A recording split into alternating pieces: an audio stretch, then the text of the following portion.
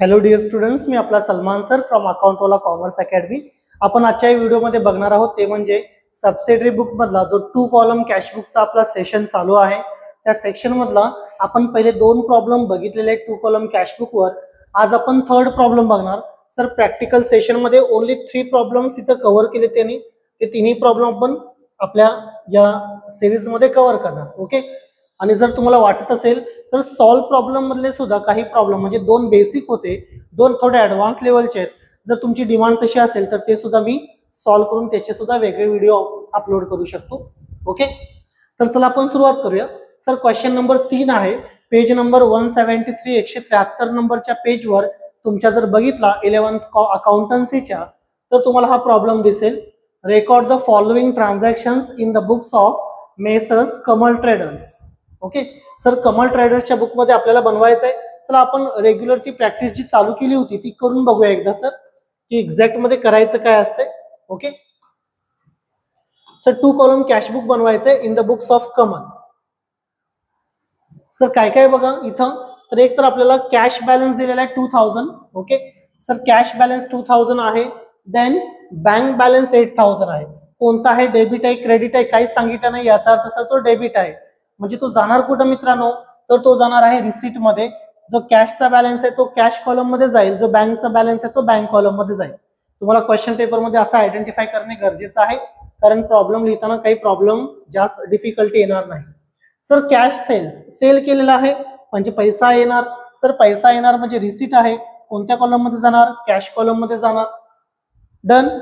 Sir purchase goods and amount paid by cheque. माल खरेदी केलाय म्हणजे पैसा जाणार. पैसा जाणार म्हणजे सर पेमेंट, आणि पेमेंट झालेला आहे चेक ना म्हणजे बँक कॉलम. 8 तारखेला आहे कॅश सेल्स, माल विकलेला आहे म्हणजे पैसा येणार रिसीट आणि कॅश कॉलम मध्ये जाणार. पेड जनरल एक्सपेन्सेस पेड केलेत, पैसा गेला सर पेमेंट कॅश कॉलम मध्ये कारण बँकचा उल्लेख नाहीये. Sold goods and amount receive by cheque and deposited into bank. Sir माल विकला म्हणजे पैसा येणार रिसीट. ओके. सर चेक मिळालं आणि त्याच दिवशी बँकेत जमा केलेला आहे म्हणजे सर बँक कॉलम. सर त्याच दिवशी जर बँकेत जमा केला असेल तर बँक कॉलम मध्ये जाणार. आणि समजा एक दिवशी चेक मिळालाय, 2-3 दिवसानंतर जर डिपॉझिट केला तर ज्या दिवशी चेक मिळालाय त्या दिवशी कॅश कॉलम मध्ये घ्या आणि जेव्हा तुम्ही डिपॉझिट करणार तेव्हा मात्र कॉन्ट्रा एंट्री मारा. Purchase motor car. Sir purchase केलाय मोटर कार म्हणजे पेमेंट आहे आणि चेकनं पेमेंट केलंय, चेकनं पेमेंट केलंय म्हणजे सर कोणता कॉलम असणार आहे, bank column. Cheque receive from Mrunal and deposited into bank. Sir Mrunal कडनं चेक मिळाला आणि बँकेमध्ये डिपॉझिट केला. ओके सर रिसीट आहे, बँक कॉलम मध्ये जाणार. कॅश सेल्स माल विकलेला आहे सर रिसीट आहे, कॅश कॉलम मध्ये जाणार. 25 तारखेला नवीन काहीतरी बघतोय आपण. Sir Mrunal's cheque return dishonour. जो 20 तारखेला मृणालचा चेक मिळाला होता ना 10,000 रुपयाचा, तो सर मी बँकेत जमा केला. सर डिसऑनर म्हणजे काय, क्लिअर करून घ्या. समजा मृणाल नावाच्या व्यक्तीने मला 10,000चा चेक दिलाय तर माझं काम काय आहे, सर तो चेक मी माझ्या बँकेमध्ये जमा करणार. मी केला जमा, मी बँकेमध्ये जमा केला. सर बँकेमध्ये जमा करताना मी त्याला ऍज अ रिसीट म्हणून ट्रीट केलं. काय म्हणून ट्रीट केलं मी, ऍज अ रिसीट. बरोबर. पण मित्रांनो 20 तारखेला मी जमा केला होता. 25 तारखेला बँकेने मला कॉल करून सांगितलं सर मृणालच्या अकाउंटमध्ये पैसा नव्हता आणि तो चेक रिटर्न आलेला आहे. म्हणजे माझा चेक जो होता ना मृणालनं दिलेला तो डिसऑनर्ड झाला. म्हणजे काय झालं मित्रांनो, मी माझे रिसीट वाढवून ठेवले होते ना, आता काय झालं ते काहीच उपयोगाचे नाही झाले कारण चेकचे पैसे जमाच नाही झाले. मग मला माझे पेमेंट सुद्धा वाढवावे लागतील. म्हणजे काय, जेव्हा तुमचा चेक डिसऑनर होणार, समजा तो चेक डेबिटला आहे म्हणजे रिसीट मध्ये आहे, जर तो डिसऑनर झाला तर पेमेंट मध्ये पाठवायचं. सर चेक पेमेंट मध्ये आहे, तो डिसऑनर झाला तर त्याला रिसीट मध्ये पुन्हा लिहायचं. ओके. म्हणजे सर वरती मृणालचा चेक कशामध्ये आहे, रिसीट मध्ये, तो डिसऑनर झाला तर पेमेंट मध्ये बँक कॉलम मध्ये वापस येणार. ओके. काय डाऊट असेल तर तुम्ही मला कमेंट करू शकताय. रेंट पेड केले सर, पेमेंट आहे cash column. Paid telephone expenses by cheque, payment आहे सर बँक कॉलम मध्ये जाणार. Cash withdraw from bank for personal use. Sir बँकेतनं कॅश काढला but personal use. Sir contra entry नाहीये ही. कॉन्ट्रा एंट्री कधी येणार, only cash withdraw from bank. Personal use म्हटलं तर नाही. सर पेमेंट आहे बँकेतनं काढले म्हणजे बँक कॉलम मध्ये जाणार. तर अशा पद्धतीने मित्रांनो प्रत्येक प्रॉब्लेमचं पोस्टमॉर्टम आपल्याला जमलं पाहिजे. ओके, तुम्ही याचा स्क्रीनशॉट घेऊ शकता. तर चला आता आपण जायचंय आपल्या सोल्युशनला. मी ऑलरेडी ड्रॉ वगैरे करून ठेवलेला आहे.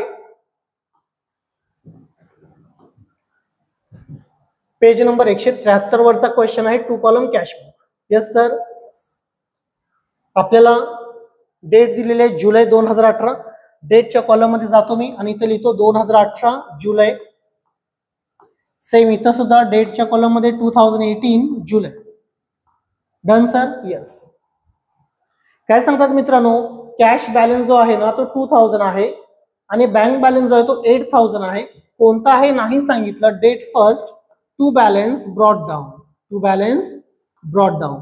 सर कॅश कॉलम मध्ये कॅशचा बॅलन्स 2000 आणि बँक कॉलम मध्ये बँकचा बॅलन्स 8000.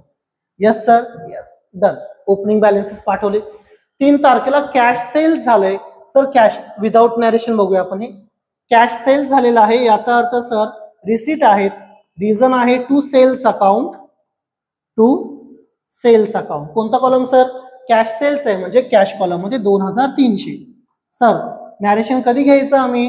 जर मित्रांनो तुमच्या कॉलेजमध्ये नॅरेशन घेऊन शिकवलं तर तुम्ही नॅरेशन कन्सिडर करा. नॅरेशन विदाउट नॅरेशन शिकवलं असेल तर तुम्ही पण नॅरेशन घेऊ नका. सर नॅरेशन अवघड आहे का? नाही ना रे. बेइंग कॅश सेल्स याचं नॅरेशन काय असतं? Being cash sales. Okay sir. 3 तारखेनंतर 5 तारखेला म्हणतात परचेस गुड. सर परचेस म्हणजे पेमेंट. तारीख आहे 5 and paid by cheque. Reason आहे sir by purchases account. By purchases account. Yes sir. Yes. Paid by cheque म्हणजे कोणता कॉलम असणार मित्रांनो? बँक कॉलम असणार. 6000 रुपयाचा माल परचेस केलाय. 8 तारखेला पुन्हा कॅश सेल्स आहे 10,000 रुपयाचं. सर माल विकलाय म्हणजे पुन्हा पैसे येणार. 10 तारीख आहे to sales account. To sales account. Okay sorry sir 8 तारीख आहे. 8 तारीख आहे कॅश सेल्स आणि अमाऊंट आहे 10,000. यस सर अमाऊंट आहे 10,000. कॅश कॉलम मध्ये 10,000. ओके सर नॅरेशन पुन्हा काय असतं? Being cash cells. नॅरेशन जास्त तितकं म्हणजे विचार करून लिहिण्यासारखी गोष्ट नाही.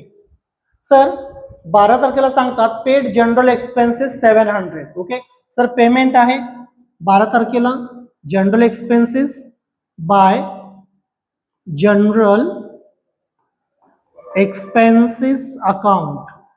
General expenses account. Sir paid कसं झालंय नाही सांगितलं म्हणजे कॅश पेमेंट आहे सर 700 कॅश कॉलम मध्ये, बँक कॉलम मध्ये डॅश.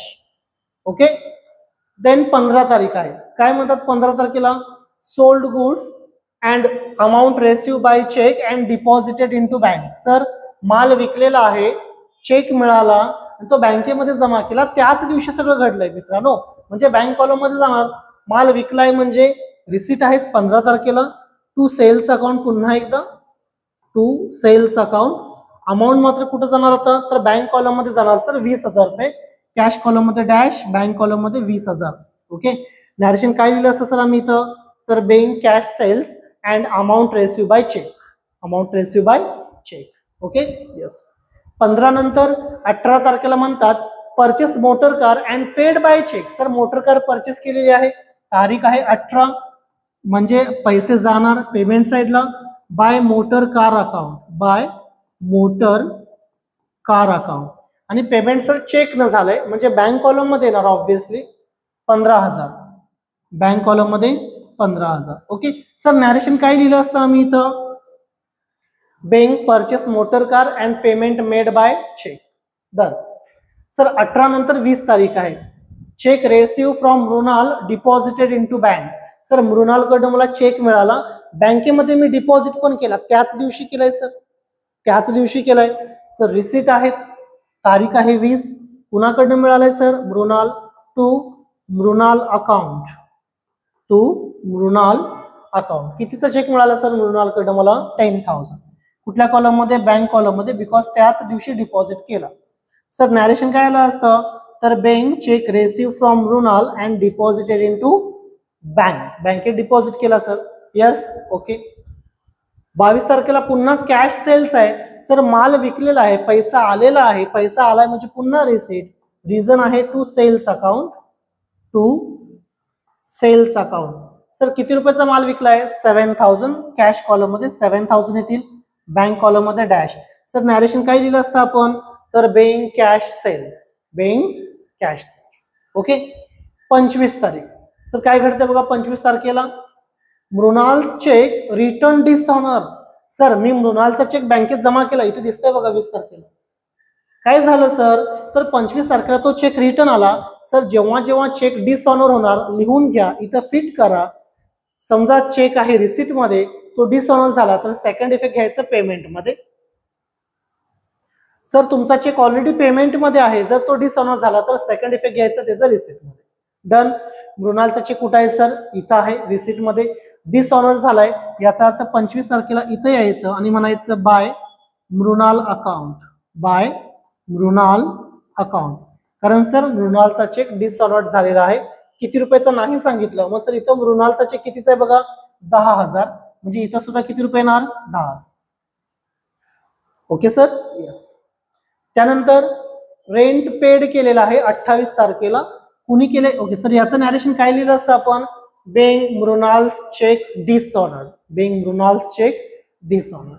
सर 28 तारखेला रेंट पेड केलंय, पेमेंट आहेत by rent account, by rent account. Payment कसं झालं नाही सांगितलं म्हणजे सर कॅश असणार 2000 रुपये, बँक कॉलम मध्ये डॅश. ओके. नॅरेशन असणार आहे बेइंग रेंट पेड. पुढे 29 तारखेला paid telephone expenses by cheque. Sir 29 तारखेला पुन्हा पेमेंट आहे, रिझन आहे त्याचं by telephone expenses account, telephone expenses account. आणि सर कसं पेड केलंय? तर चेकनं पेड केलंय, म्हणजे बँक कॉलम मध्ये जाणार 500. Done sir. येस. 31 तारखेला नॅरेशन काय लिहिलं असं सर याचा आम्ही? तर बेइंग टेलिफोन एक्सपेन्सेस पेड.